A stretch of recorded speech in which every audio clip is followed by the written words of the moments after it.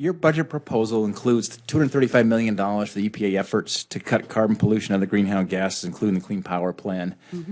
Given the Supreme Court's issue to stay in the final rule for the Clean Power Plan, I want to ask about the costs and benefits about this final rule. You stated in the EPA's regulatory analysis of the Clean Power Plan that the purpose of the rule is to cut CO2 emissions from the contribution to climate change, quoting. The EPA website defines climate change to include major changes in temperature. I'm trained in engineering, chemical engineering, looking at numbers. Can you tell me what the impact of global warming would be from the Clean Power Plan? Actually, the Supreme Court asked us a very similar question and agreed with us that while we can't define the exact reductions that would be achieved from any one action in climate, there is absolutely no reason to do that because we know it will take a lot of efforts to actually make those reductions. And the President's move to actually push forward with this Climate Action Plan and the Clean Power Plan was to recognize that the energy sector is our largest stationary source of emissions, and it will make big progress moving forward, domestically and internationally. But I think it's important we seek to quantify because we have quantified the tremendous, impact on people.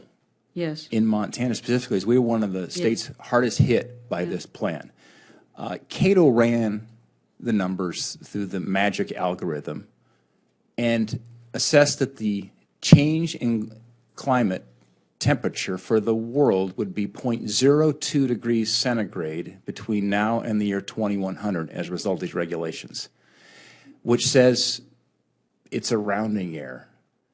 And yet, as we look at what impact it will have on the people of Montana, it's a loss of 7,000 jobs. This is a study done by the University of Montana.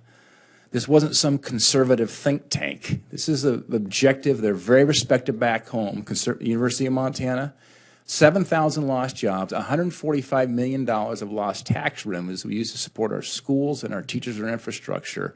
Double-digit increases in utility rates, and a loss of $1.5 billion of economic activity in Montana per year. And the conclusion one is the single largest economic impact an event to occur in Montana in over 30 years. So we've quantified the impact to families. I've stood and looked at the families there that are going to lose their jobs because of this. For what?